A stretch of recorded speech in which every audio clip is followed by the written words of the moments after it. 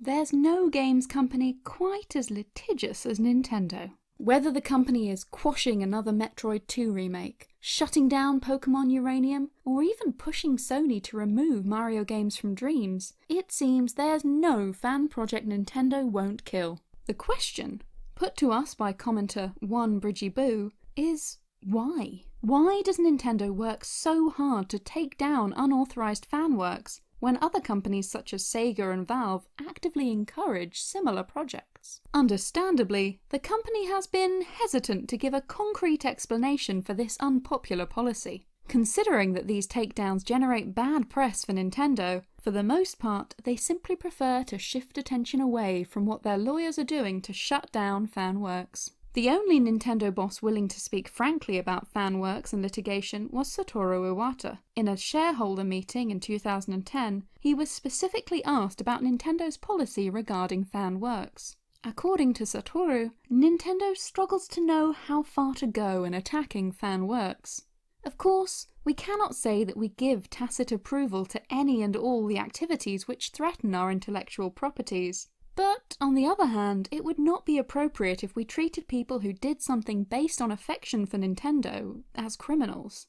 We cannot say okay to any and all such activities, and, at the same time, it is not feasible for us to immediately respond to each small issue of this nature every time. From Satoru's comment, it seems that there's some debate within Nintendo about what kind of fan works they should allow. They want to encourage a certain amount of fan affection. Only works that threaten Nintendo are deemed worth pursuing. But then, based on the company's lengthy history of litigation, they consider an awful lot of fan projects to be a threat. Sometimes it's not hard to see Nintendo's logic.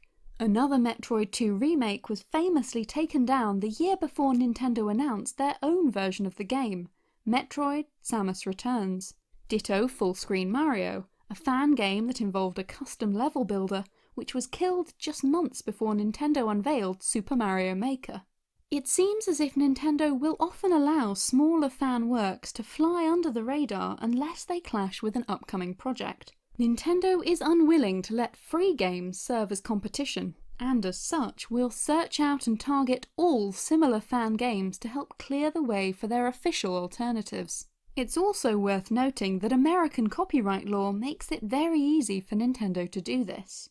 The company is not above taking people to court if they think it's worth their time, such as suing Jacob and Christian Matthias over their ROM piracy websites. For casual fans though, there's an easier solution. Satoru Iwata spoke about not wanting to treat Nintendo fans as criminals. The Digital Millennium Copyright Act, or DMCA, makes it easy for the company to threaten fan creators without having to actually deal with a court case.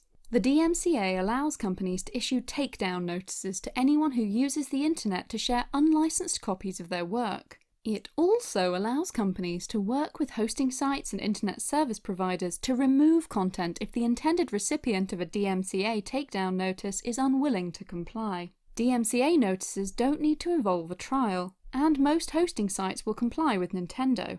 Thus, Nintendo can issue a takedown notice without having to get their hands dirty, whether or not a fan project is transformative enough to be legally in the clear. Plus, do you want to try and defend yourself against Nintendo's full legal team in court? For most fan creators, there's no real way to fight a DMCA. There is one other criteria that Satoru Iwata said that Nintendo considers when deciding how hard to come down on a fan work. He said, "It is true that some expressions are detrimental enough to diminish the dignity of our intellectual properties, and others destroy our intellectual properties' worldviews by connecting them with something not based on fact."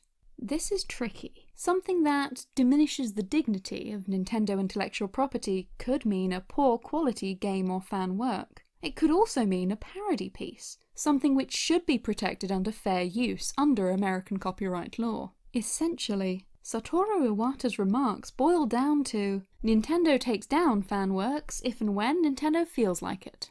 The problem with this is that Nintendo is not a single homogeneous entity. One person within the company may have a different idea to someone else about what constitutes a threat to Mario's dignity. And so, Nintendo continues to come down hard on fan works seemingly at random. allowing some projects to flourish for years before eventually serving them a DMCA notice at the least convenient time. Technically, they're allowed to do this, even if they are overstepping their bounds on some aspects of copyright law in various parts of the world. Besides, for all that Nintendo fans complain, it's not like bad press from takedowns are hurting the company's bottom line. The moral of the story, depressingly, is that if you're rich enough and powerful enough, you can do whatever you want. Yay!